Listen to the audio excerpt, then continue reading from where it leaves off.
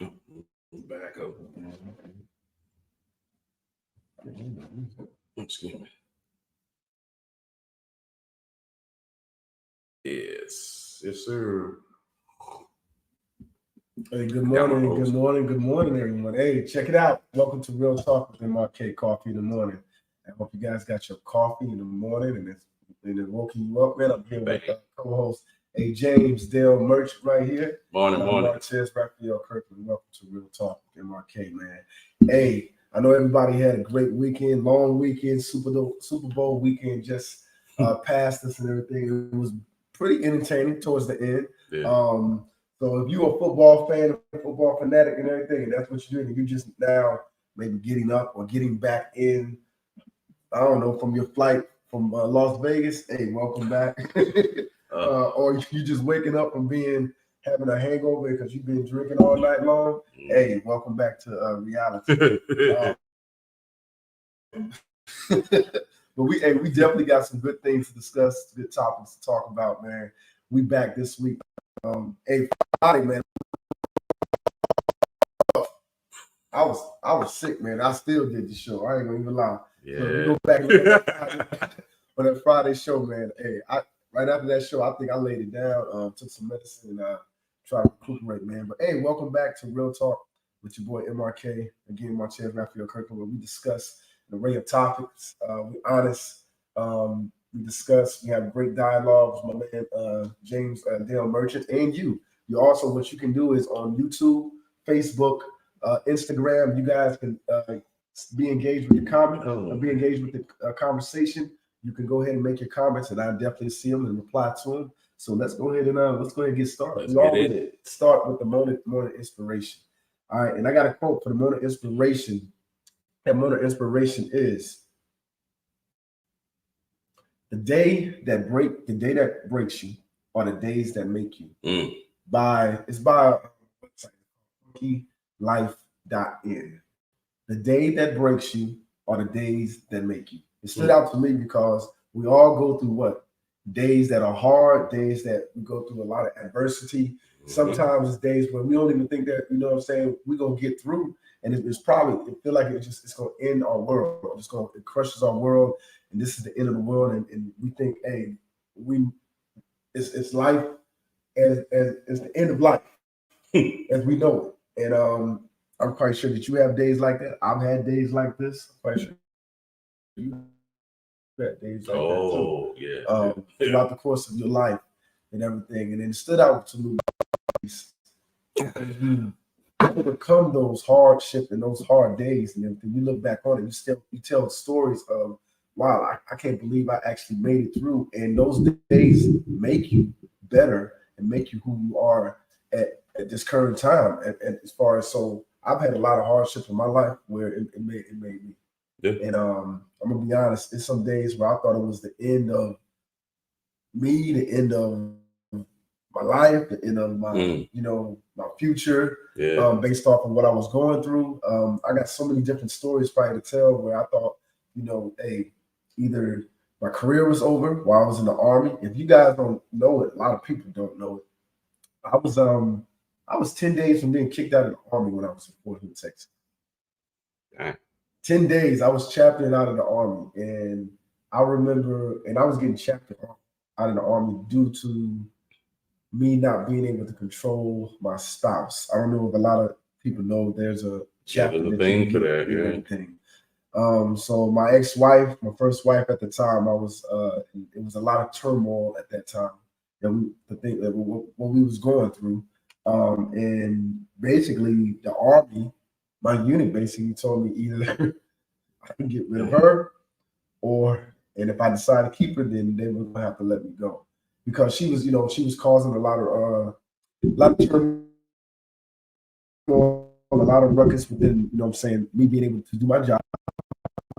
She was that type of spouse that would call and just to make up stuff and fascinate things on me as a soldier. And I'm gonna tell you, man, it was days. Yes, I've been through all that, bro. I've been through all that. So anything that you can probably think of, if you have been a service member, I was that. So what was the turning point, if you don't just the turning point to that made them the command team or the leadership, man, for those of you who don't know military terms? She kept man, there was so many different things.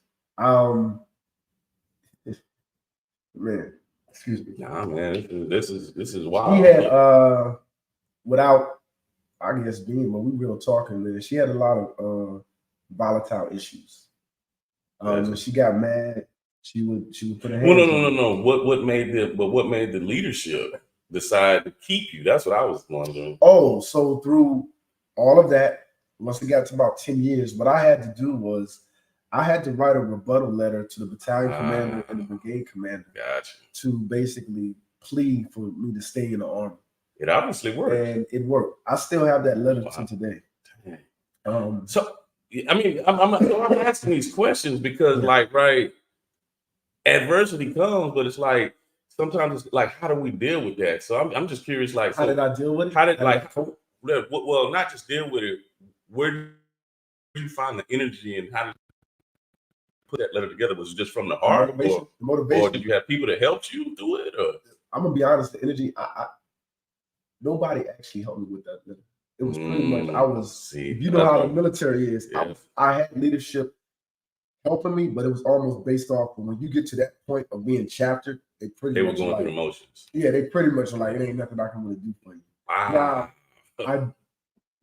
Now, because I still had my leadership that backed me on the letter and backed me. Okay, so they still endorse it. Yeah. They just like write the letter and we just go. They still endorse it. Squad leader, platoon sergeant. The first sergeant, he knew that I was good soldier. And I'm gonna be honest, my name and my work ethic and the type of soldier they knew that how I was, that actually helped me too. So of course, if I was a douchebag of a soldier, I didn't have a work ethic, I wasn't an honest soldier, they probably even the letter wouldn't even help. You know what I'm saying? I could have wrote words from God and probably still wouldn't help and everything. So my name, that letter, went along with my name and who I was as a soldier. But what was hurting me was my spouse, my wife at the time. And I'm talking about it was times where I was getting put in a barracks for no apparent reason. I was a young soldier specialist. I would come home and she would be like, I don't want you here. And I'm calling because they knew the power and the manipulation and the things that they could do to get you out of there. And I've seen soldiers, especially when I got into a leadership position, I've seen this before. So, yeah, man, she would call the first sergeant, call the squad leader, and just make up stuff. And then, of course, it wasn't true. And I would plead my case, and it was times where I was like, I'm not leaving my house because I felt I didn't do nothing. I was like, I didn't do anything. And I said, because you guys, I guess, have this control over me as a soldier, then you can just take me out of my home with my kids. I'm paying for everything because at the time she wasn't working. I'm the one that was, I'm the soldier member, and I'm bringing in the bread. I'm bringing in all the financial support and stability. Wow. And and I'm talking about where, you had domestic violence involved. And when I say domestic violence, I was the one that was being abused. And that's another topic in and of itself. But a lot of times people always think when you hear domestic violence, that means that it's, the husband is the aggressor. But you'd be surprised at how many times that the wife is actually the aggressor. Absolutely. But so a lot happened. What do you think was what did you learn from it? I learned a lot, bro. So too much to say. No, it's never too much to say, man. I learned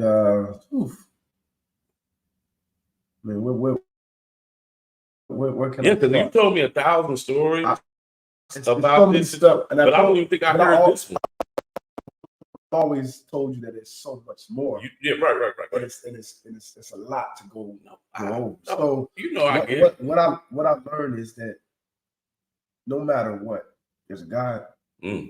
Okay. Because prayer came into play. Mm. And like I said, that's why I said, I God, like it. it's like you see my glory, but you don't know the story behind. That's always a real statement, though. And man. I would always tell my soldiers, they would, see me as Sergeant First Class, Master Sergeant. And I said, y'all don't even know. And I would tell that story. I was 10 days from being chaptered out in the army because of that. And I learned perseverance, I learned resiliency, I learned faith. That's when my faith really was solidified. Wow. I learned, trust in God.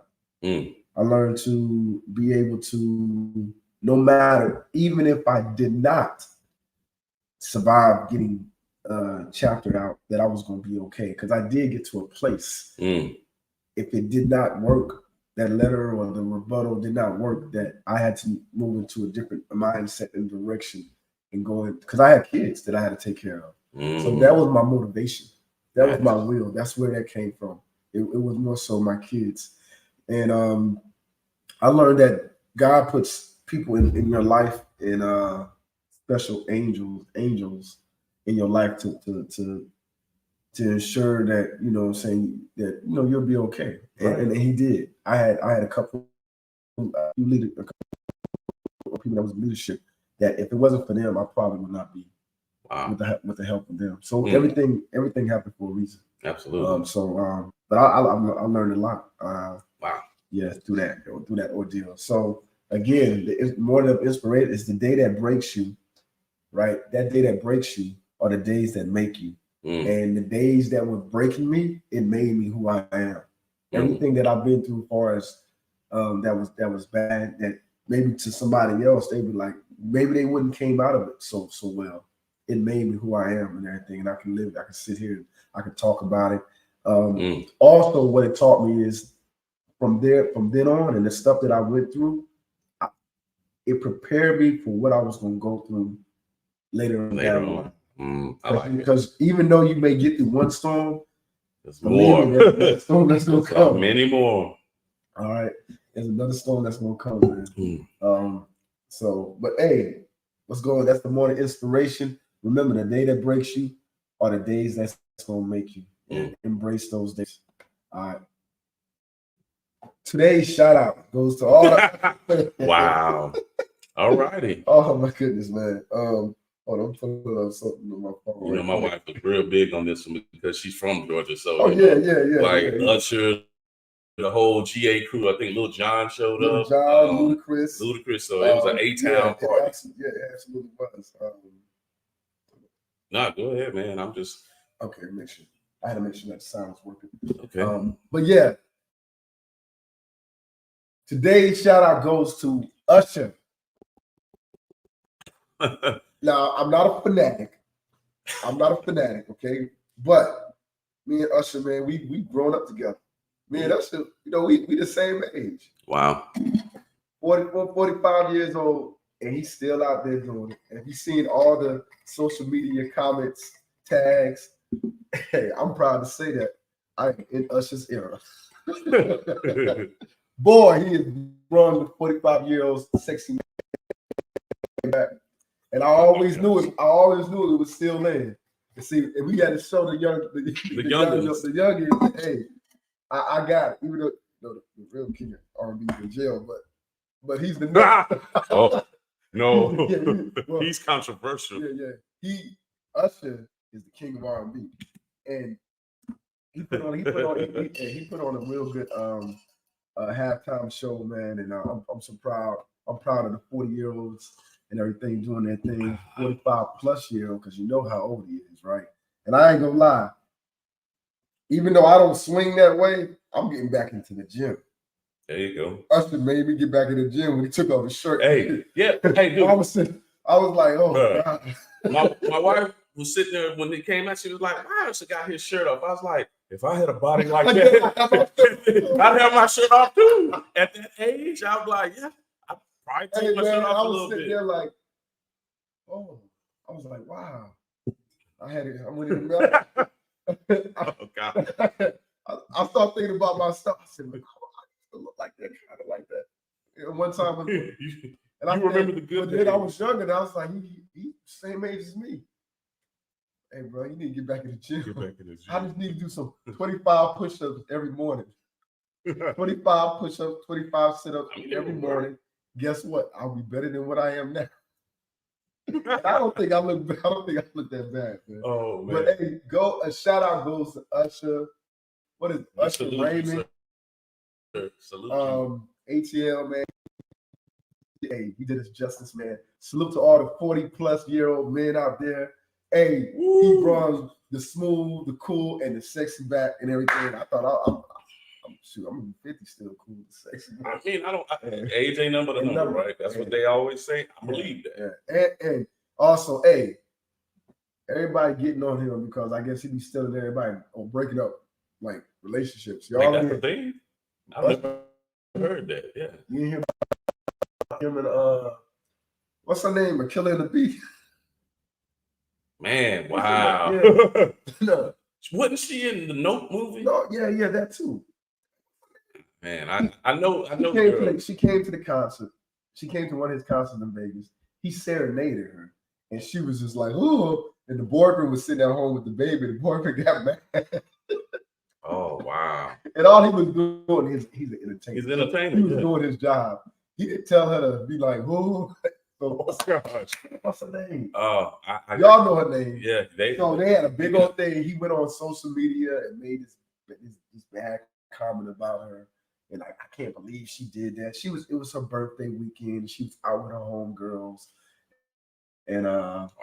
Which he went too far, and now he don't have a girlfriend. And so now they're not even together no more. Man. But yeah, But look, he had Alicia Keys appear on his halftime show. They did a little duet together and everything. And you know, Alicia Keys, they was out there dancing. She had this nice little red outfit on, and it was nice. It was nice.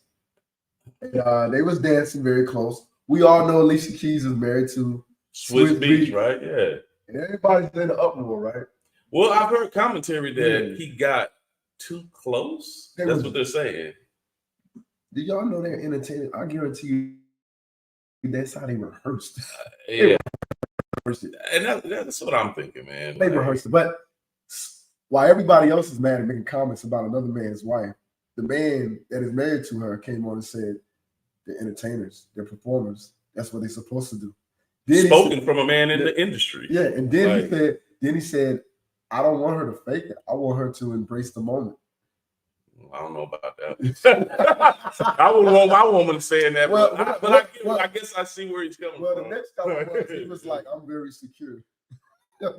He was like, I hear you. Hey, I'm a secure man, right? So I guess I always say like, hey, when they come back to me, you know what I'm saying, at nighttime. But shoot, what goes on between that time? I don't go for that one. No. So but I hear you. Swiss B said he was okay with it. He's like, look, they out the public, in front of everybody, billions of people and everything. How much more could happen? Oh boy, I won't even say no more because this is a topic in and of itself. What more can happen, man? Like, oh man. Hey, to each his own, right? So if he's that secure, I hear you. He said, but don't be surprised if Alicia's in Usher's Lambo like a year from now. And I didn't used to like really like look at Alicia Keys like that, when she was, because you know she kind of dressed tomboyish, right? And she's having gotten married and became a mother, and now she's older. She has embraced her feminine self. About time. Very well. That's good. That's good. Very well. Very well. And I don't know, man. So I'll just throw something out there. Just to play I guess the antagonist, if you will. Oh yeah. So we're looking at some of the photos now. That's a little too close. But I will say this. It's another topic, but we don't be fooled. These people, these actors and entertainers, that is that is a very seductive outfit, to say the least. Entertainer or not. See, got you looking. So here's the thing. Like, everybody remembers Angelina Jolie and Brad Pitt. Brad Pitt was married to somebody else at the time, to Jennifer Aniston. She stole him. And they did this one movie, and everybody talked about the chemistry that was there, right? It's so real. Whoa, hold on. It was real, because next thing you know, he left Jennifer Aniston and he married Angelina Jolie. That curiosity got him. Something got him. Because I'm telling you, those scenes, right, bro, when they're in these love-making scenes, you can't, this is a man and a woman. That's what I'm saying. Especially if they get attracted. They said he put like some of them they go real. Like, that's what I'm saying. Like, I don't know. That's neither here nor there. But all I'm saying is that you can't tell me that there's something doesn't happen. Yeah, there ain't no some type of connection that takes place after something like that. He's probably talking about it. Oh, I just know what the media doing. They probably going back and taking interviews, how they talk about it. And don't get me wrong, for this specific instance, it's probably for entertainment. But I'm just saying, you gotta be careful. You can say, because I'm saying if my wife was a famous actress, I'm gonna be like, you don't need to be with no men's. You don't need to do nothing now. No men's business. Yeah. Oh no. That's actually very close. I don't know, man. That's all I got to say on that one. We're looking at it right now. First, I was like, this is my first time seeing it, by the way. So I was like, what she have on, and he's behind her. And he looked real happy. He looked pretty happy. It looked real. That's a man. Oscar winning. If they were acting, they pulled it off. They looked like a very happy couple. Yes, of entertainers. Swiss Beats said the right thing to not make himself look too. I was gonna say, I think he knows what to say on the camera, not to make himself look. Now behind scenes at home. Exactly. I don't know about that. Like, I would, if that had been me, I probably would have said the same thing in public. We got home and be like, hey, what was that? Hey, what was that y'all did? Was that rehearsed? I know. Like, what was that? He wrapped his arms. Oh, wait. Why you do that? And I forgot about it, because usually they do like a half hug. Right. That is kind of hard, man. I ain't gonna. Now that I look at it, my wife, the man come behind, knowing what my wife. Timberlake and Janet didn't get that close. Now she had a wardrobe malfunction, but they wasn't all on top of each other. We men here and knowing what my wife has. And got some man all up behind her. Oh, me and wifey gonna have a discussion. Love you. Yo. I know she watching, but still. Oh, you know what? And I ain't gonna lie. I'm saying this. Yeah, if I have my actually I do got a little jealousy in me. We all do. Why he looked at you like that? Right. I feel like it would be something wrong if there wasn't just a little bit is there. True. I ain't gonna lie. Yeah. Like, come on. Like some of them, Chad, it's cute. Because hey, even if my wife, my girl, that you're not jealous. Oh no, I worry. I worry real. You don't care. You don't care. What you? Yeah. Oh, so what you doing? Right. That's what you say. Why are you not? What you doing? Why are you not like that, man? Hey, just off in the morning, baby. That's how we wake up in the morning, right? We talk about that, man. Yeah. All right, man. Let's go to A. We back on Usher. Again? Usher is the music pick of the day. Whoa. And the reason why is please. Usher just dropped Smart Idea, right? Because what Usher did, he performed in the public arena of the Super Bowl, which is like the biggest event. And he dropped an album the same day. That was smart PR. He dropped the album the same day. That was very smart. So we gonna listen to new Usher. It's called Coming Home. Coming Home. Coming Home, huh? I don't know. No, we're not gonna listen to that one. That's a lot of. How about Kissing Strangers? This is so pretty. Oh gosh. Wow.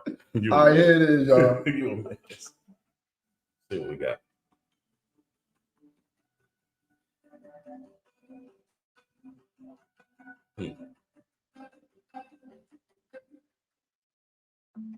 It's messed up, but you would be here. Only so I could act like I don't care.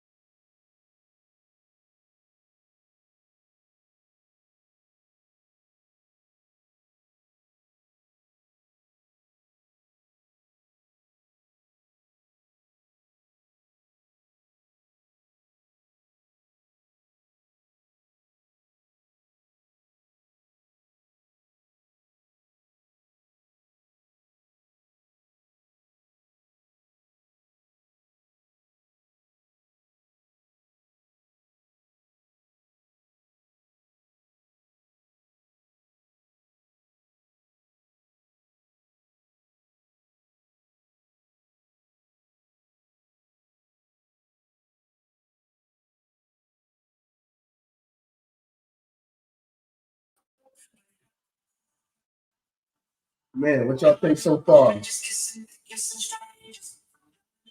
Kissing Strangers by Usher is on his new album called Coming Home, man. Hey, man, I don't know.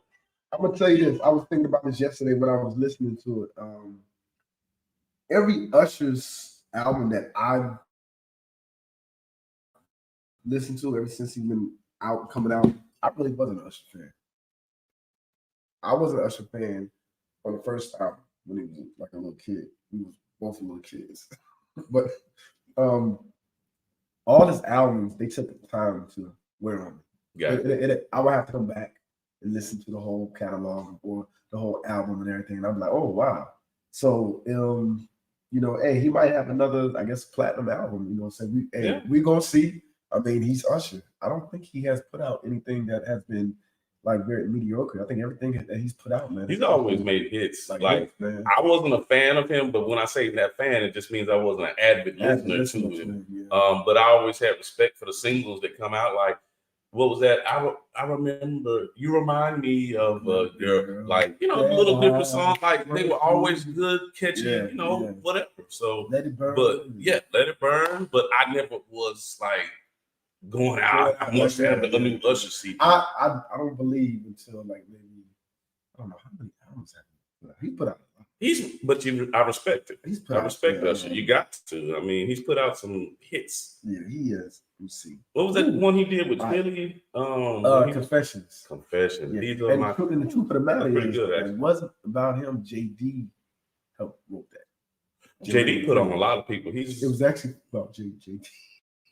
Oh man. yeah. So just to give you a synopsis of who Usher is, I know everybody knows who Usher is. All right, there's a reason why Usher legions of fans call him the king of R&B. He's been making hits for years. His self-titled debut album arrived in 1994, achieved diamond certification for his fourth album, Confessions, hosted a long-running Vegas residency, and landed the 2024 Apple Music Super Bowl. Right, I think it was Super Bowl 58 show. Usher's accomplishments, creative and otherwise, should be enough to allow him to rest on his laurels, but instead, in the lead up to the halftime show performance, he enters his next era with Coming Home, Usher's ninth album.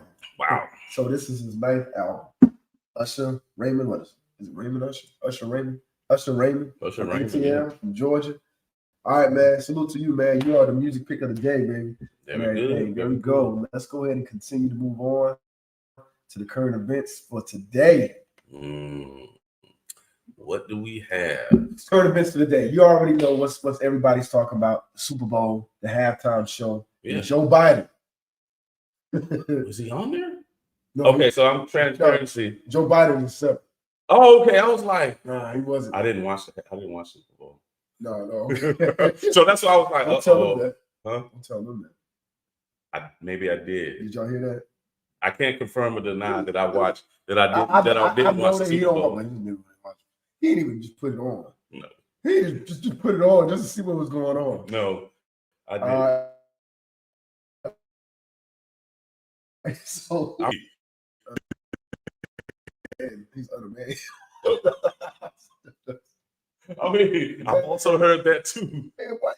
Like, hey, just because I'm just gonna put it on, even if I don't watch the Super Bowl. But so the Super Bowl, everybody know the Kansas City Chiefs won the Super Bowl again. This is their third championship. Patrick Mahomes was the MVP. He threw the the winning touchdown to win the Super Bowl in overtime. Yep. So of course, at the end, it became very entertaining. But the first three quarters was dull and no scoring and all that good stuff. It was the defensive game. It was a defensive game. But I didn't want the 49ers to win. The reason why, because the 49ers beat my Lions. And the Lions, guess what? If the Lions would have been in the Super Bowl, bro, you think they would have beat the Chiefs? they would have beat the Chiefs, bro. Maybe. I said it again. If the Lions would have got past, well, you're going to say that they didn't get past the 49ers. But guess what? Remember, they would beat the 49ers. In the first half, they whooped their butt in that first half. I don't know what happened in the second half. I don't know somebody. But guess what? The Detroit Lions, if they was in the Super Bowl, they would have beat the Chiefs. So, hey, I'm like this. I still give big ups to the Chiefs. They did their thing. They won. So the Chiefs now are considered a dynasty because they have won 3 Super Bowls in 6 years. Same quarterback, same coach, and Patrick Mahomes has 3 MVPs. Yep. So I've heard they're calling him the next. Yes, they've been saying that. I think he might catch him. He might. How many Brady? He got 9, 10 Brady. 7, 6, 7. Super Bowl rings. Super Bowl rings. He's been to the Super Bowl 10 times. Okay, that's the number. Patrick Mahomes already been to the Super Bowl 4 times. And he's already got 2. He's young. Yeah, so maybe we'll see how long he can. Now Brady played till he's 45. Brady old. He played. He played up there. Yeah, he's up there. Yeah, he was. It is what it is. I still like saying it. It made me feel good, but yeah, truth is, I don't know. I'm still trying to be young. Me too. Oh gosh. But I don't know, man. So hey, Super Bowl, it ended up good. It was a good competition at the end. And I guess the best team won. 49ers try again. They lost to the Kansas City Chiefs again in the Super Bowl. So it sucks for the coach. And the quarterback Purdy, he was the 99 draft pick. Starting quarterback with Super Bowl. Wow. And for the 49ers. So players like that, sometimes they may not get another chance. So it's, his time might be up. His time, and God, the real football guys gonna come down and say, "All right, it was enough. See you later. We're gonna put you right back into how you actually really was the 90 in the second round." But hopefully it doesn't, because you got to remember how Tom Brady, he got drafted in the 4th round, I believe. Yeah. And he considered the greatest quarterback ever to play the game. Yes, indeed. Right. So I move on. We already talked about it a little bit. The halftime show. Halftime show was good. Good show.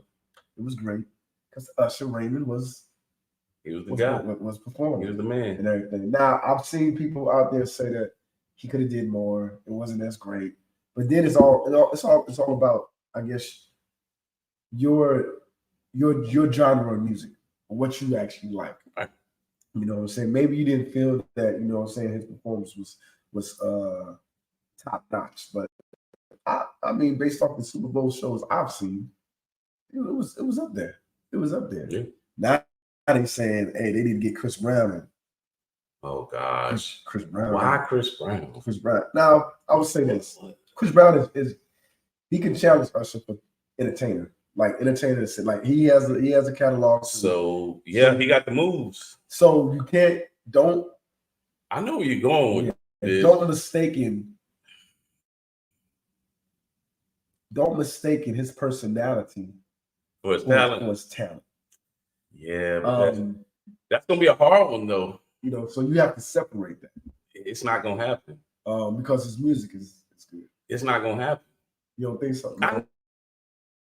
No, it's not gonna. Look at how controls the NFL. I see what you're saying. Well, no, not that. Just look at. Have you talked to any women after R. Kelly when all that stuff came out? Well, you talking about because of Rihanna, right? And what I'm saying is, like, no one is gonna want, like, let's face it, R&B for the most part is a women are the number one consumer. When you have that kind of image, it doesn't matter how talented you are. What image are you saying that Chris Brown as a woman beater? That was like 15 years ago. I know what you're saying. That I guess he should be forgiven and things like that. I actually agree with that. But I'm just saying the reality of it is it's not going to happen. And they have reinstated players in the NFL, right? Sure. That have been domestic violence, right? But who's the number one consumer of that sport? Men. And men tend to look at it a little bit differently. Still in the public eyes, though. It is. Still in the public eye. I don't know, man. I think that it goes. So you're saying they're going to make sure they want a cookie. All I'm trying to explain is that yes, the image does matter. Image. Yes. Okay. They want is it wrong for us to look at it like that? Yeah, because that's not reality. But the reality is that image just has scarred him. And I don't think he'll ever be back to the Chris Brown that he's even bigger now. He is. Because remember that was years ago. Well, yeah, years ago. Now his catalog and what he has done musically is even bigger and more. I guess I'm just not up to things, up on things. Yeah. So you saying he's back again? You got to remember, Usher is how old? I don't know, 45. 45. Okay. So his generation is us. There's another generation of what? Younger. So I don't know. They've got into him. Chris Brown is their Usher. And yes. Yeah, like that's I didn't know that I didn't know that, yeah. I'm looking at it from my generation. And the truth of the matter, lately, Usher has came back into relevance in the last couple of years with the music that he has put out. Because he had a little time, he had his album was a little drop and everything he wasn't putting out in the last couple of years. That's why he's been hearing a lot of songs about it. He's resurging his who he is as an artist and everything. But remember, Chris Brown, he put out. I mean, I remember the old Chris Brown. Well, I guess I could say old Chris Brown because. So I guess you don't. Yeah. So Chris Brown, from what I understand, he rebranded himself as kind of the bad boy. It's remember, there's a lot of. To me, because I remember. There's a lot of fans that like that. There's a lot of Chris Brown when our people, our generation, or the women of his age, of Usher's age, is going to be like Usher. You got to remember, I don't know what age you want to start. Of course, you want to go. You start from teenage year, but in the 20s, the 25, the 30-year-olds and stuff like that. Right. And then you got a mixer between the 30, 35 years where they're sway back and forth to Chris Brown, but that 30 to and back, they're with it. They Chris Brown, bro. Wow. But remember, 30 to 45, that's a 15, you're talking about 15, 20 years. Yeah. Well, it goes to show that this one guy, this entertainer, some news host I heard, I forget who it was, he said one thing that Hollywood in the entertainment business capitalizes on is the American public's ability to forget. And what he meant by that is that a lot of times people can do some heinous stuff, but then over time, it just goes. It just goes away. The actual public, the memories they forget, and then so people can actually just come back and reemerge, and it's like, oh, hey, that guy. What's the difference? I'm about to hit you. Go ahead. What's the difference? I'm curious. Rest in peace to the king. When Michael Jackson was getting all these alleged child molestation. I mean, to answer it up front, there's no difference in the scenario. But I can definitely say that I'm trying to see how I want to put this. For the scenario, there is no difference. I think on that one though is that the only thing that really separates Chris Brown from Michael Jackson was the point that Michael Jackson was a bigger headliner than Chris Brown, if that makes sense. You know what I mean? And so because of that, even during his time of, controversy, if you will, people were willing to not really want to believe it. So it was so he could move with your star. There you go. He was able to move with the controversy. Chris Brown was not. Now he had to take a different, for those in the powers that be, he had to go a different route. He had to lay silent for a little bit, because you remember there was a time you just didn't hear from Chris Brown. Mm-hmm. Then he pops back up, the bad boy, and then like I'm learning now he's, I guess, taking back off so again. You look at, because we talk about, Usher just having doing the Super Bowl show, and then why not Chris Brown, right? So you kind of comparing the two. Usher is what majority of his is what he came in debut album 94, so he had his run all the 90s, mm-hmm. and then this is 2024, so all of the 90s and early 2000s, right? So Chris Brown in the last 10 to 15 years, it's been Chris Brown. See, that's what we forget about Usher's catalog, because Usher started 94, especially. So you talk about 94, say even up to 2000, and we just gonna say 2010, 12. Chris Brown, the last decade, which because what the public goes off, who's hot right at the moment, yeah. The last decade has been Chris Brown. So that's actually news to me. Yeah, so it really is. Chris Brown can go with pop and R&B, and then they both dance, and Chris Brown is really, and he models both of them. Well, they all model Michael Jackson. I was about to say they all model Michael, because you remember when Chris Brown, I think it was the Grammys, and he did that tribute to Michael Jackson and everything, and they were saying he would, quote unquote, maybe there's no one to me would be like Michael Jackson, but no. So they talk about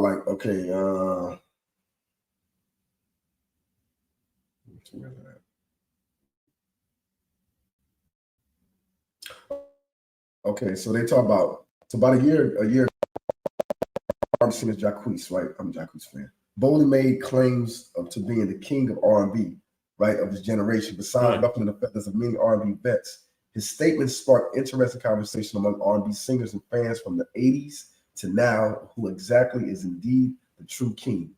Two things were agreed upon after the topic of discussion was over. There was more than one king of R&B, well, yeah, of course, genre, and the common names mentioned were R. Kelly. Right. Boy. Let's separate, because even the only difference, R. Kelly and Michael Jackson, R. Kelly's been convicted.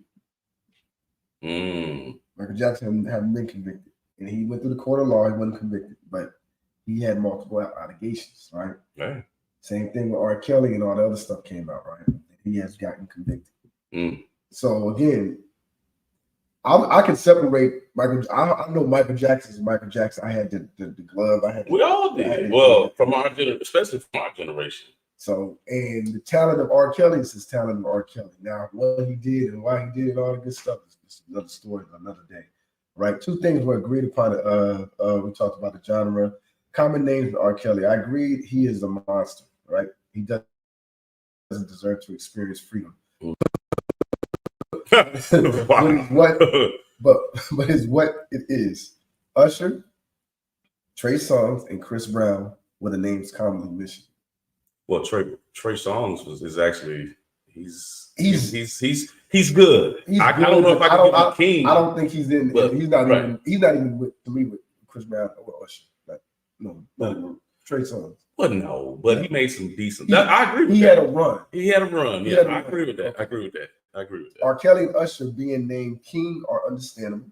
From 2005 to 2012, Trey Songz built a respectable catalog of good R&B music, but throughout his entire career, his impact was never strong enough to be able to claim the throne. They talk about Chris Brown. Chris, however, makes a stronger argument. because of his longevity in making his hit records. Mm. It's somewhat crazy to see how the kid who came out of his debut single run it 14 years ago to later on in life be mentioned as one of the greatest entertainers around. So not only singing, his entertainment. That's why I said maybe you kind of out of. Oh no, I'll be the first one to tell you I'm very out of touch when it comes to that. Okay. Music and stuff. So that's why I keep telling you I don't know that Chris Okay. Brown is on the run. Yeah, but I will say this just to kind of because that's where the controversy starts coming in is what makes them different. I'll say this because I'm thinking about it as we really talk. Is it always right if they're talented to, I guess, scar them in their whole who they are as a person based off of a particular crime? That's not really the right way, no. But I will say that the biggest difference that I can see is that, especially with R. Kelly, his crimes leaked through his music. Michael Jackson didn't.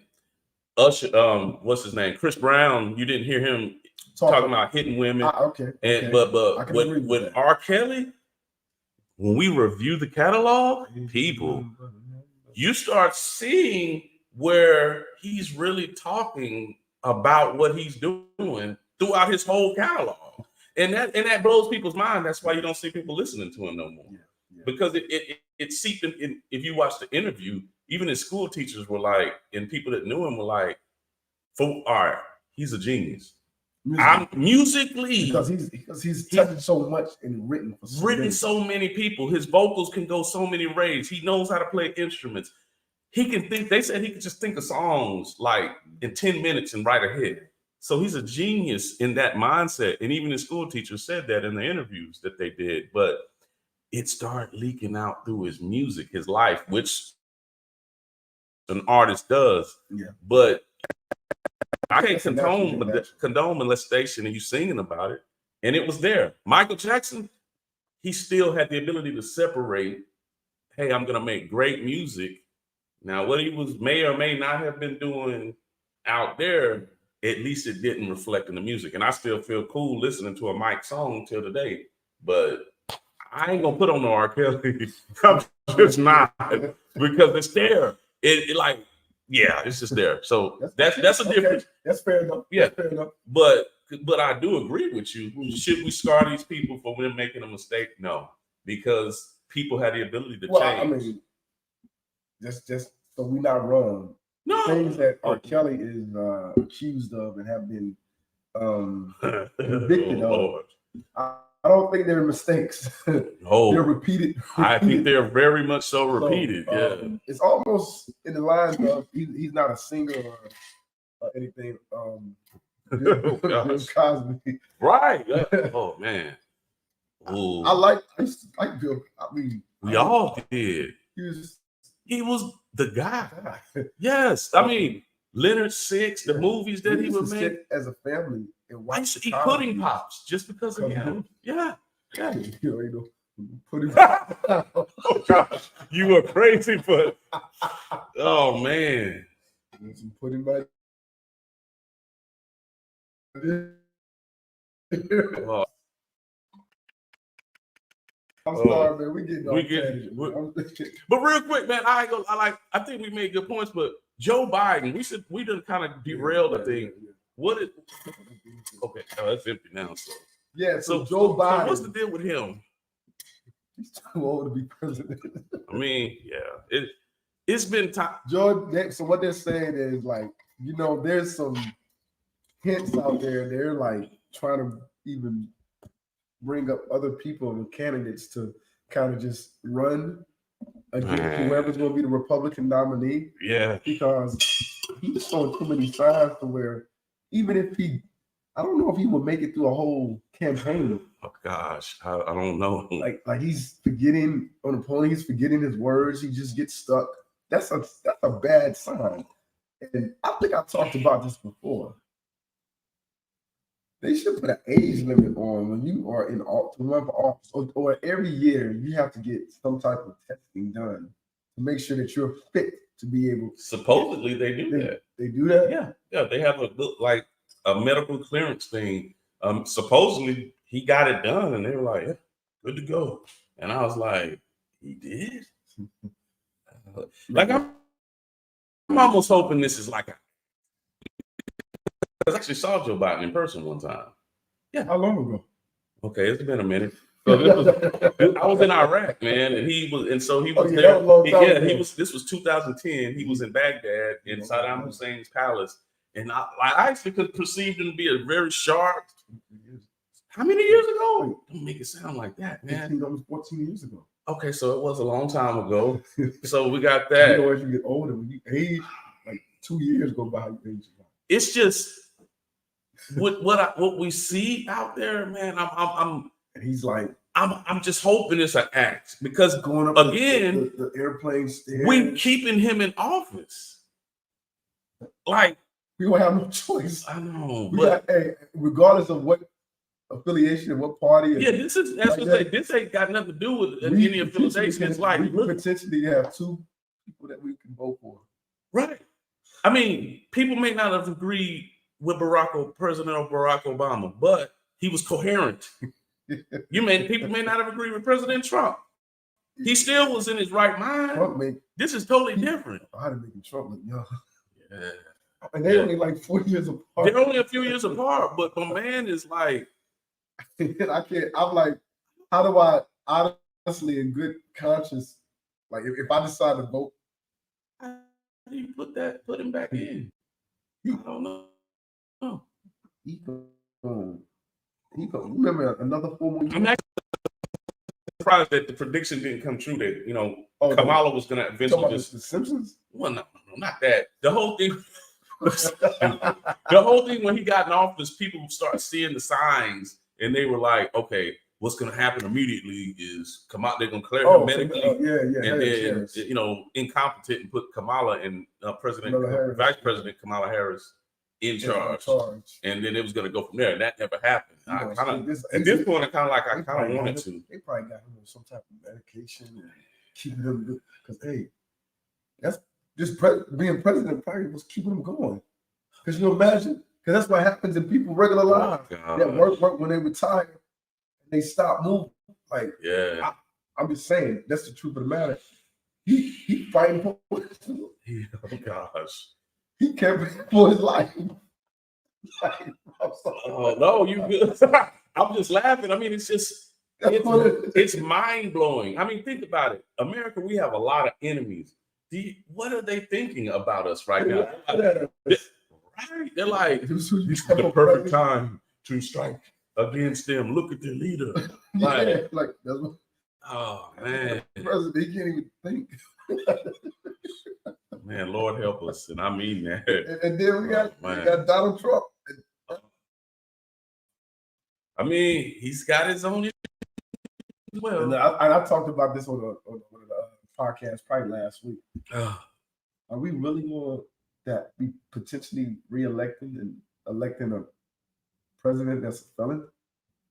That's what the people got. This is our democracy, but we got felons that can't even get a job. I mean, I'm not saying you don't have a point. I don't know, man. I don't think Donald Trump will get reelected just based off of this. Yeah, you don't think so? I don't. Based off of the amount of the bad press, the negative stuff. Yeah, but we're talking criminal stuff now. It's different if you getting criminal allegations during the presidency. And he just like, I don't know what you're talking about. Right. But now that this is up for re-election and now you actually being indicted. So what you're saying is America's smart. I mean, I'm thinking they are. I don't know. We'll see. I guess we're gonna find out. Because I think personally at this point, I think it's probably time for a clean slate. I've been saying independents should go. An independent should probably get office for a while now. I believe. What you're right. I think we should get away from the. I think the traditional Republican and Democratic parties have kind of really just. Because what's funny is you had Republicans who were diehard Republicans And once President Trump got in office, they actually went to be Democrats. And then it was the vice versa. When President Barack Obama was in office, you had diehard Democrats that became Republicans. No sugar, no cream. This is good. Yes, sir. And that would be a mild Guatemalan blend from Vagabond Coffee. You heard him what he said. So there you go. But yeah, man, I think that's really what I think, though. I think that it should go more to an independent needs to come in. Nobody ever votes independent, but I think at this point it could be beneficial for the nation to just get a different viewpoint. I'm gonna ask y'all that. That's gonna be for another day. Why do you think you have to vote Republican or Democrat? Oh, I told you. Why do you think? Yes, that's a whole different topic. I'm not affiliated with any party. I vote for the man that I feel, or the woman that I feel is the best for the country, that I think can be the best figurehead for the country. Correct. I don't, and if it happens to be Democrat or whatever, I used to be, man, I was coming up because I was young. I was like Ronald Reagan. I ain't know nothing about politics. No, but I mean, I don't affiliate myself with any party. I mean, I'll be the first one to tell you, as far as politics, the beginning of any unction that I had toward what I should do with politics and my right to vote. I mean, I started with just what I knew. In black culture, it's pretty much like beat into you in most circles, Democrat. That's just how it is. You vote Democrat. And so that's what I did for a long time. I voted Democrat. Now, my values changed later. And then I realized that, again, the party, and that's why I agree with you, that it shouldn't be about the person. That's what changed my mind at the time was, hey, the values that I was living as a Christian man lined up more with Republican. I had to challenge my own self and say, should I keep going traditionally based off of what my parents told me and grandparents told me? Or am I going to think, well, for myself and say, well, what do my values line up with? And then that's when I switched and said, okay, I vote Republican. So where am I at now? I honestly don't. At this point, I'm just being honest with the people here. My faith in our democracy has waned. And that's just being real. Like, it has waned to the point to where that's why I keep pushing independent. The ideal of like, say you say with the other side, Republican, whatever, based off of your morals and your values. Yes. Ideally, yes, that would be okay. This is where I feel what is right, morally, valuably, and all that stuff. But then you get the individual that runs for that party, and they're different. And so it's now like it's hard.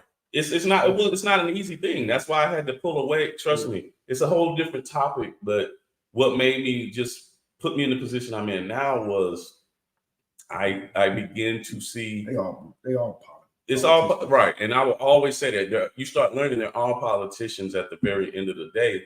And then I noticed for the, just for based off of it's supposed to be Christian values and Republican reflects that, which it actually does. Let's separate that from the person. But the candidate. The problem was the candidate start getting worshipped. And so for people who are followers of Christ, I started watching, I was like, wow, y'all almost worship this guy just based off of. And I was like, I'm not going to do that. Well, sometimes I've seen where it's like, because they sided with that party, and that's the party that they're running on, right? Their individual characteristics and values don't line up to what the party says they're about. It almost never does. So it's like, okay, even though you're for this party, what is being displayed doesn't represent. As a matter of fact, a lot of these people don't represent not even basic American values a lot of times. Whatever you give me the office. That's exactly right, bro. So I'm like, again, I just had to say it again. My faith has definitely waned in our democracy, the democracy system. So I'm not really sure what route to go at this point. Same here. Same here.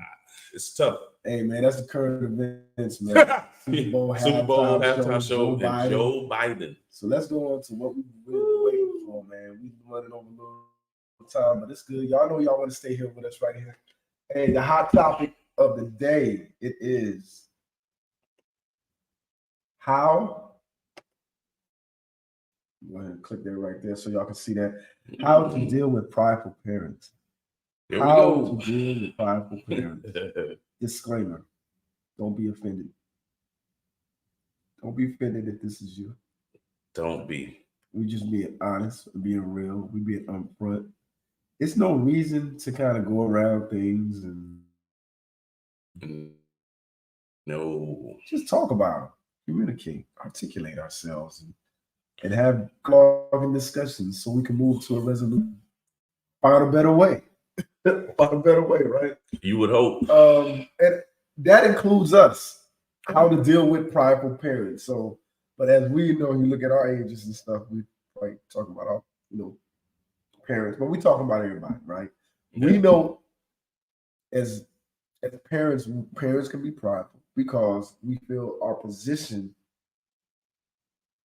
puts us in a place already to have a say so in pretty much, I guess everything and how things should be.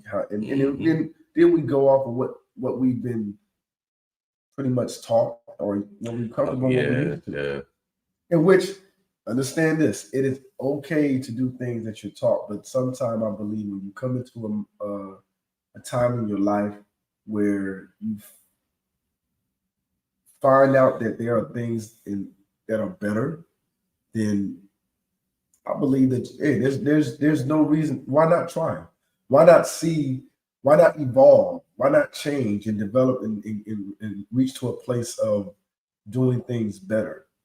And we brought this topic up because before we came on air, me and James was talking about, I'm gonna say it, and I'm not the best communicator. I'm not gonna lie. I'm not the best communicator. I'm not the best person that I call everybody. I'm just not. Sometimes I can be alone. Sometimes I like to kind of just be to myself. I got you. And everything. But I ain't doing nothing.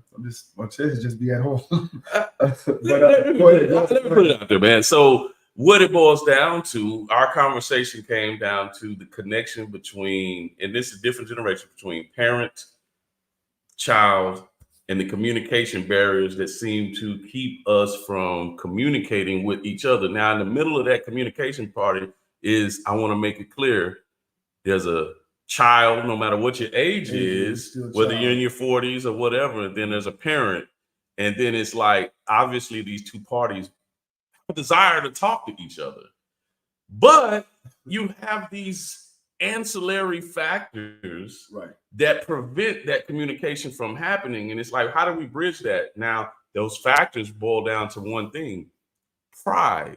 And we're definitely seeing it more from our generation's parents. Yeah. And so, like, for example, I know I can use, my parents as an example.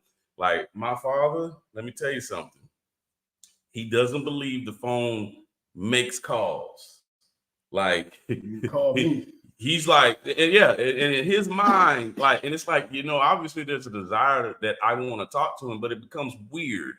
And the communication process gets muddled because it's like, it's a standoff. Yeah, it's almost like a standoff because it's like, you'll call, and it's like, cool. And then it's like, maybe, and then you start realizing, I didn't hear from my dad. And then sometimes you're like, well, let me see if I'm gonna get a call, and you never do. And then they doing the same thing. But then you start finding out. Let you decide not to call very much. Then you start getting calls in this sort of really passive aggressive way. It's like, hey, like my dad makes excuses to call me. Yeah, it's like, hey, ring. And it's been like a month and a half, and it's like, hey, just checking on. You still got that number to the insurance company? Just check on to see if you're still alive. Yeah, or it'd be something like that. Yeah, something like, and it's like, why did you need to call me to figure out the number to the USA to the insurance company, I know you know how to find that. But if that's what you need for you to make the call as a pretend for us to communicate, then it's like, okay, fine, let's talk. So it can't just be like, hey, how you doing? Why can't it just be like, hey, how you doing, or a mutual calling? Yeah. But here's where the hot topic comes into the day is, why is it that generation, because if you're our age, why does that generation of parents, why is there this stuck mindset into I'm the parent, you're the child, but we're both adults? It's like you must, that's how it's supposed to go. The child is supposed to call the parent, but why does it have to be that way? But when the child, because the parent, you move into a place where the generation we're talking about, right, they pretty much have, their schedules are different. It's just maybe mom and dad, or just dad and mom, or mom. Yes, and it's not as busy as you got, wife, kids, work, and everything else. And even though that they're busy in a different way, you're in the midst of what they was used to do. They're living in living your life, and it's like, I got 3 kids, and I'm working. It's like, why can't you call me? Right? Like does it hurt you that way? It seems to hurt them. Like, you gotta call me and everything. So I've heard it, and I'm bad. Like I said, I'm not the greatest, but I love my mom, love my dad. Yeah. I get caught up in my life, and sometimes I ain't gonna lie, I just be sitting here and not doing it. But they were like, well, I talk to my mom every once a week and call her at this time and everything. And that's great. That's great. That is great. But like I told you, hey, I call my dad to talk to my mom. Right. Because my mom is very busy and stuff, so doing her business stuff and everything, she's retired from a job. But most of the time when I call her cell phone, she's not gonna answer. Right. I'm not gonna answer. And then it'll be 2 days ago by. And they be like, hey, I'm returning your call. So now I just wait. What I tell you, I wait maybe to a time when they both are together. I call my dad. So my dad is going he's gonna answer, and mom won't call, text messages. I can get a reply back 2-3 days later. Hey, I'm just seeing your message. Like what I told you, I said, I'm glad. Hey, I said what I said. I'm glad I wouldn't die. And that, I don't know, man. It's a weird. It's just a weird sort of barrier. Or like, yeah, and maybe it's a barrier. Yeah, it's a barrier. It's a weird barrier because it's like, why does it have to be that way? Because it's like a deadlock. Yeah, because it's like, I mean, don't get me wrong. There's probably some pride on the end, because it's like you want to hear from your parents, but you also don't want to lock yourself into this whole thing where it's like child calls. Yeah, it puts you in this child position. It's like, well, we're all grown-ups now, so why can't it just be a mutual thing? Like, so I don't know. What do y'all think? Hey, I called him 3 times and he didn't call me yet, so we're gonna wait a whole month now until he calls. That's what I'm saying. So, and sometimes I will. I'll just be like, you know what? Let me give a buzz, because I know if I wait, this might be drag. We might drag this out 5 months. But have you really thought about also? Like I've been saying, we're getting older and everything. Well, in the times my kids are older now, but I'm the one with the kids, and they're kids. So and you're the adult. So why would you call to check on your kids? Like, I've heard of like, so they were like, because I've heard stories where, I didn't really get to know my grandfather and my grandmother. I've seen them a couple of times and everything. Mm-hmm. So why wouldn't you even want to communicate and call even more? Not even to me. Right. Just to see what they're doing. It doesn't have to wait until I call. Yeah. Hey, I'll say you don't have to really call like, hey, I want to come get this. Especially my kids. You come get them anytime. Right. It's your grandkids. Just hey, I'm doing anything. Nah, come on, let's go. Hey, matter of fact, more the merrier. Hey, give me a break. But it's a weird feeling. It's a weird situation. I think that maybe the best one thing I think of is like just not repeating it. Moving forward with your kids, like, because I've already made up in my mind. I was like, wherever they go, whatever they do, I'm gonna just reach out, and I'm not gonna let because sometimes I think too with especially with my dad, I think he has a fear of rejection. It's like if I call them, they don't answer, it means something. No, it don't mean anything. It just means that right, and it doesn't mean that I don't want to talk to you. It just means maybe I'm busy, but that's not how they see it. Yeah, he sees it. It's a fear of rejection. But my thought is, with my own kids, just call. If I don't get them, I don't get them. But then call again, maybe when I might get them. Yeah, just call again. Just call again. I'm thinking maybe I'm wrong. You know what it is? You're at the age of 50 or 60. You're not counting. Yeah, I'm not keeping tabs. Like there it is. I called you twice. I called you twice. So now that means you owe me double. Dollars. So I'm the grandfather. I'm the dad. I'll show you. All right. Be careful with that. like be careful. Like why? Because I've heard it, man. Oh, I've heard it too. You know, and it's crazy. I talk to my kids about it. Like, hey, call your grandparents. You know how they. I tell mine too, and they don't do it. They don't do it. They don't do it. So it's the same. Now it ain't mean that they don't love them. They're doing what a 18-year-old does, a 16-year-old does. Grandma, all my grandma, I love y'all. I really wasn't like I'm going to call my grandma like all the time. Come on. And I think about it too, and maybe I'm getting too deep on it, but we talked about it when we talked earlier. It's generational. Because they grew up from a lot of our parents that raised us. If you like an 80s baby, 70s baby, you were raised by parents who who weren't very affectionate at all. And that even me and my barber talked affectionate and communication lines. Communicative. Communicative in certain things. It wasn't there. It wasn't talked about. We don't talk about that. We don't talk about that. That's my business, or right. We go into like, it's some things like you know what I'm saying? Like especially with Black people. Oh no, I don't. It's crazy because when I think back on it, like it was secretive. Yeah, and not just talk about it, shown. I wasn't shown. I remember 18, there's a big difference. In which it was great. 18 years old, I got my first bank account. Yeah, that was my present my dad gave me. Put money in it and get my bank account. It was just like, here's a bank account. What am I supposed to do with this? That's like giving me. It's not their fault because what they do is they're gonna like my dad. It's all you got to figure it out. My dad didn't do that. My dad he did it and everything. But it's like, so then you make mistakes. Credit. I didn't know what credit was. Correct. But see, the problem they gonna be like, oh, we should. Sometimes they don't want to be honest with themselves. Is like, you know what? We didn't show you this. Trust me. We didn't educate you on that.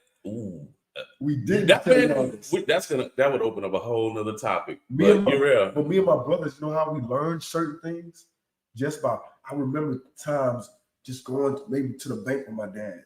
Didn't know what he was doing, and we just watched. So I imitated the action. I know he went. Correct. I know he went here. But I don't know what he did. So I walked to this bank and say, I need to do this. Like, yeah, I did what my dad did.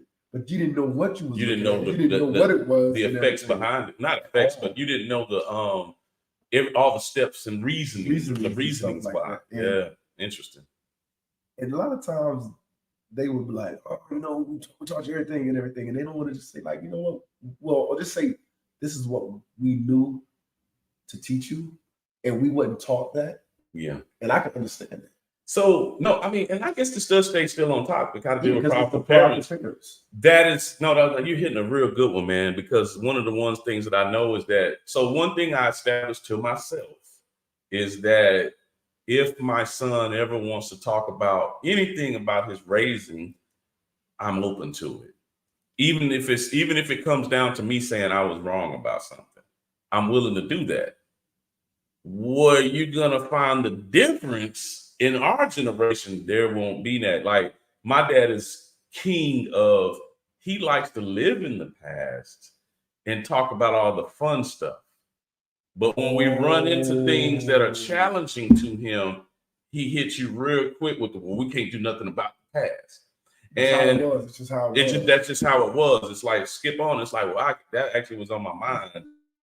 What's that called? So that is what we call it. There's no the emotional intelligence to deal with the past is not there. I've heard this yesterday on looking at something. And they don't want to realize that they lack the emotional intelligence to actually take in and listen, and also the emotional intelligence to actually deal with it and talk about it, because they feel the same conversations. They feel like, oh, that's how it was, and y'all turned out all right and everything. That's the answer. That always the answer. You guys, look how you guys turned out. Well, you externally see how well I turned out, and I did manage, but you don't understand internally what actually some of that stuff, something did. Now, not to make that, don't get it twisted. When you get older and you process it, I am thankful that, for all their ups and downs, that they were able to, will raise me, take care, put a roof over my head. Those are very things that I am very thankful and grateful for, that I had a roof over my head, that I was provided for. And I do acknowledge that I know my dad worked a job that he hated in order to put food on the table. They possibly could, and to the knowledge that they had. Yeah, and I even put myself in that, as I'm a parent now. I see where that's actually a big deal. However, and this is a deal. It's like where this goes into another topic, but really it stems into, this is how we break generational issues, or some people say generational curses. Issues. Generational issues is having that ability to talk about it. But how do you deal with the actual parent? Where I've come, the only place I've come to, man, I can only break the cycle. But where they are at, I have to move forward with my kids, because I'll never move forward if I have to, because I hate saying it like this, they represent the past, so to speak. You know what I'm saying? I hate saying it like that, but so in some ways, whatever happened with them, I just place boundaries. And I just realized there's certain places in our dialogue I can't go. You don't go. And I just don't do it. And because you realize that they are who they topics are. Right. Yeah. And pretty much they're not going to change. They're not going to change. They're not going to want to put that energy into I'm going to change, because what you're telling them is they change their whole makeup of who they are and what has gotten them to be in the place that they're at and successful and everything. There it is. Just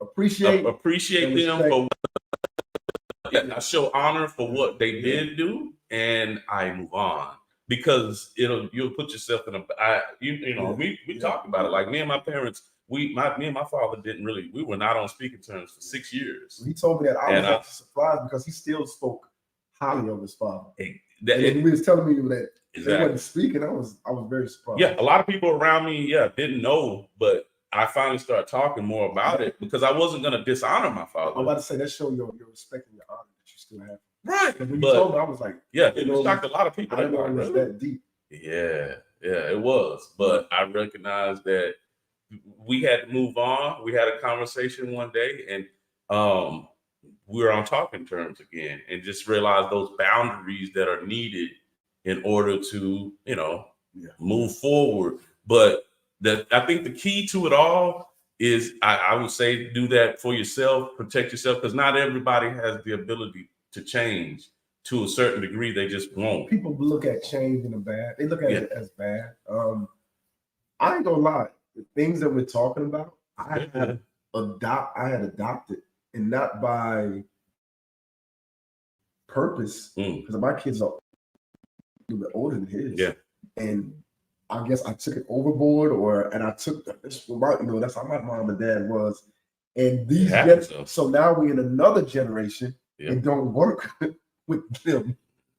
How our parents They want to was, talk. yeah, Trust me. how our parents was. It don't work. You can't just shut them up and turn off their feelings and everything. And that's how I operated. I was like, just do what I say to do and all that stuff. And that's because I said, and this is how it's going to be. And I'm finding out in my 3 older kids, younger adulthood, that you got to communicate. You have to allow them to have some type of platform where they can feel as if they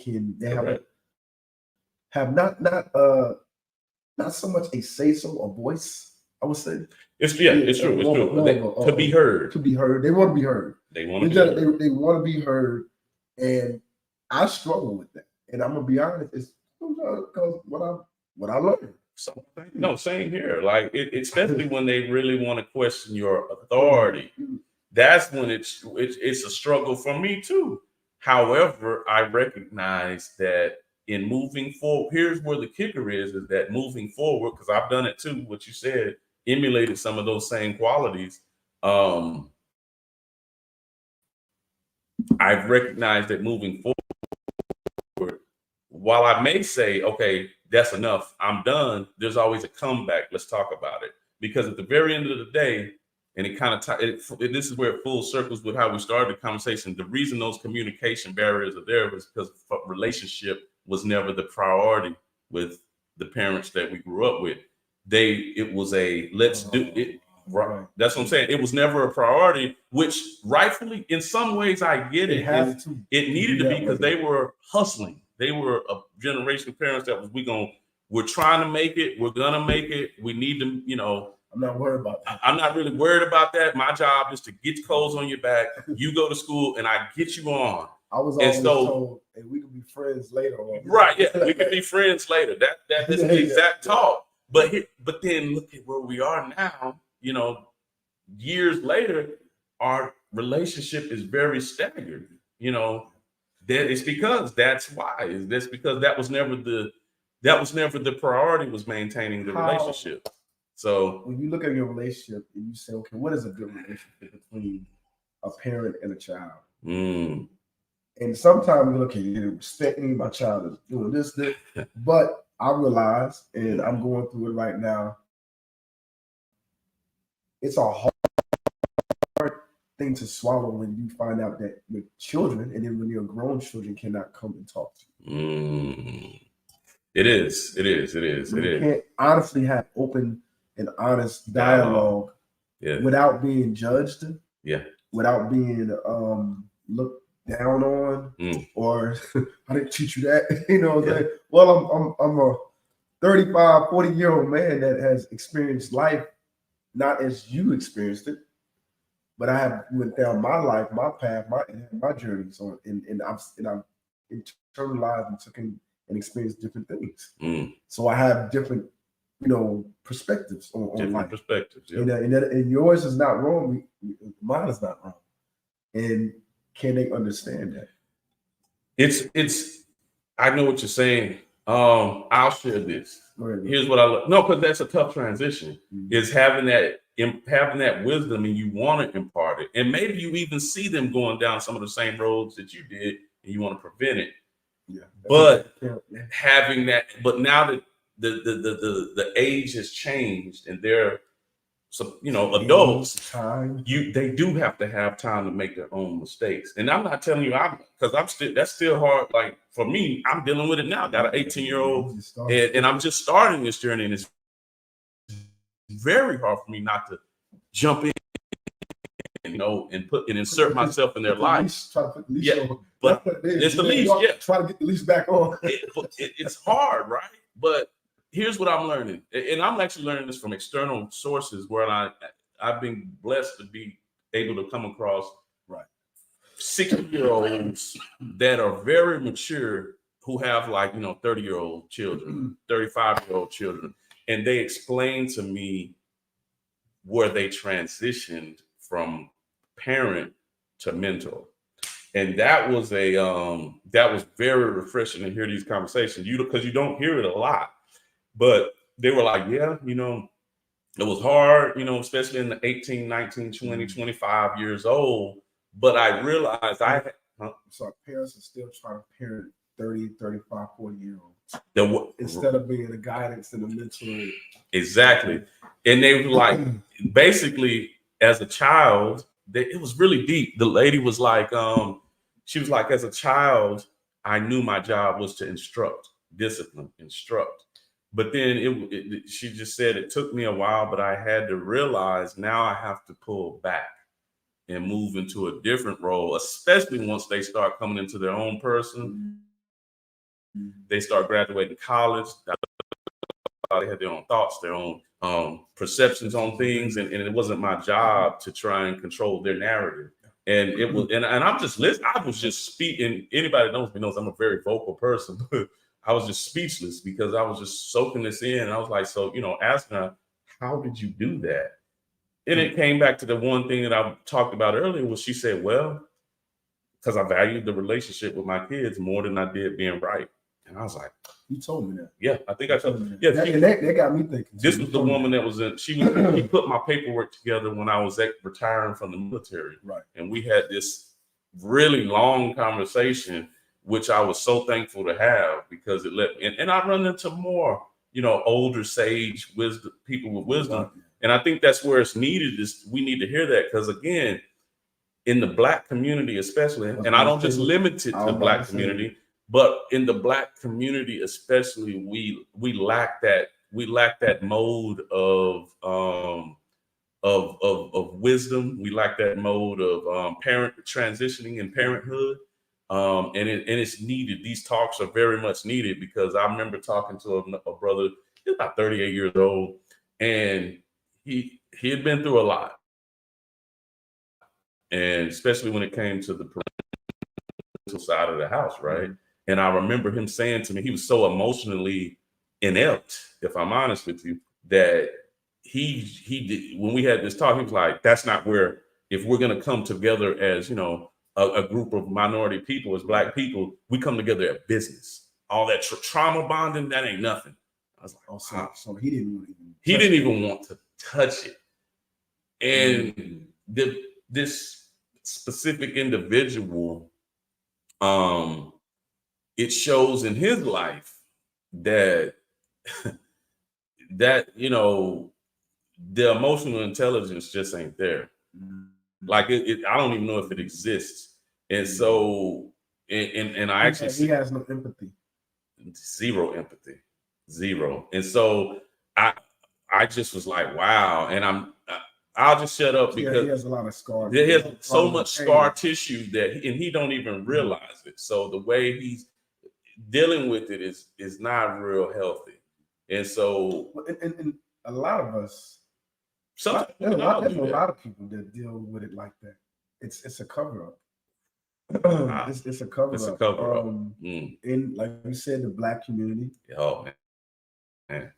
As Black parents, some parents being tough and being hard, and it's because we carry some trauma and some pain, and there's some fears there to even want to even tackle those issues, because you're scared of what it may even do to you, and what it may mean. What it may mean, and what you will actually come to find out that it actually is. Yeah, I think I really know that's really good, Tez, because I can tell that you hit it. It's fear. With the older generation, it's like the pride, because I've always heard fear and pride coincide. Fear relinquishing maybe your position. Yes, like fear. Authority. If they could just see that, instead of being fearful to admit that maybe I was wrong or made that mistake here or there, maybe it would be life-giving to the child just to hear, you know what, maybe I could have did better there.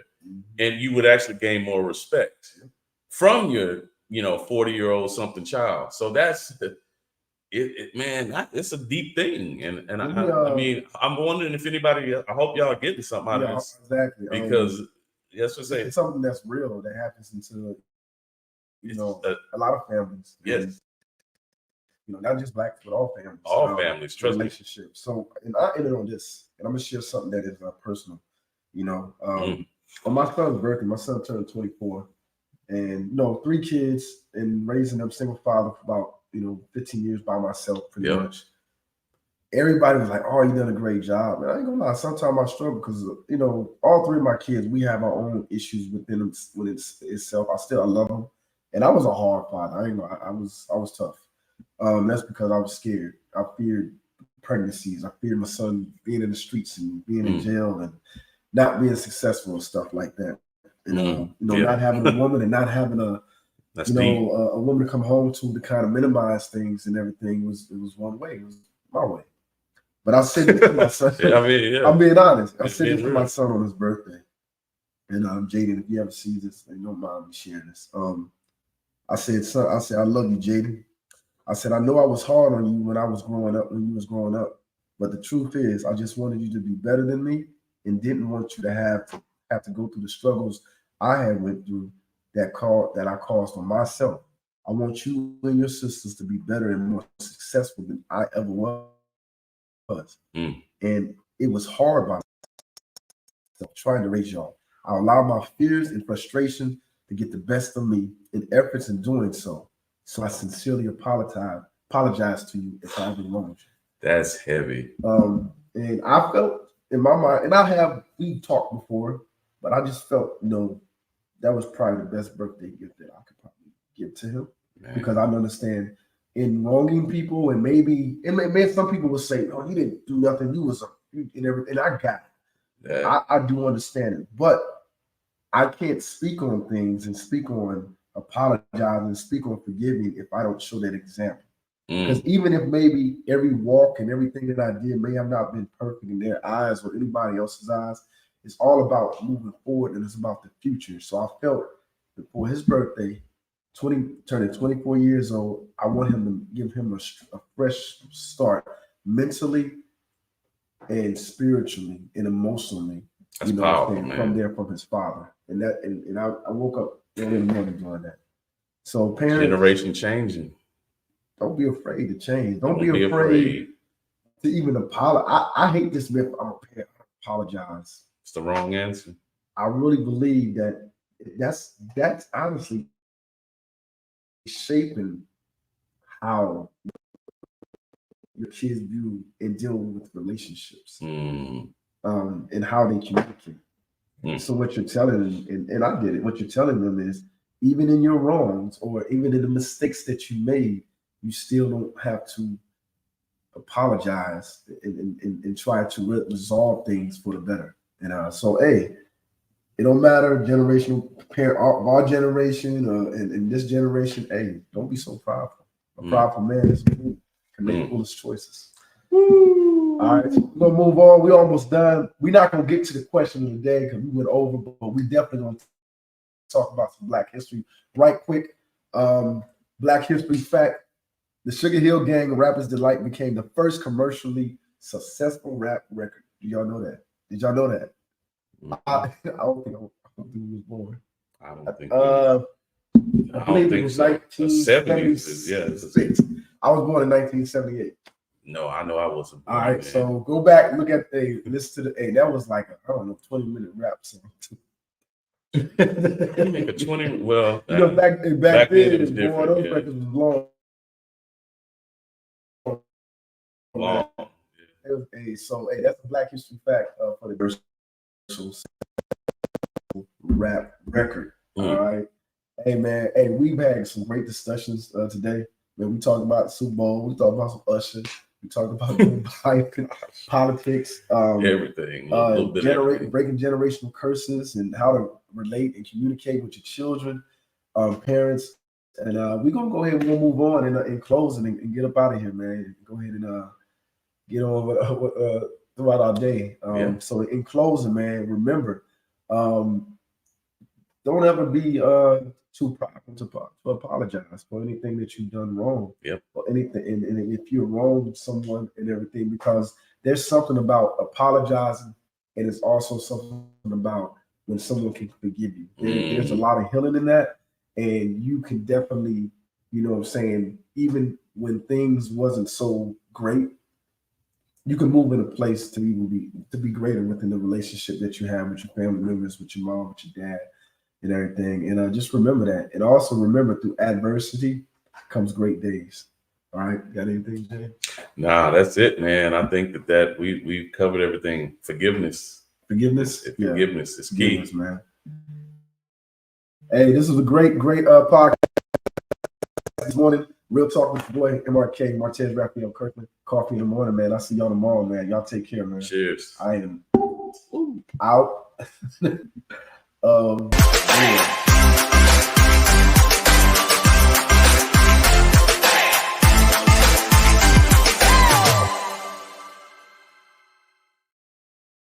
Go ahead and take a deep dive on that one. Okay. Well, I'm gonna wait till you say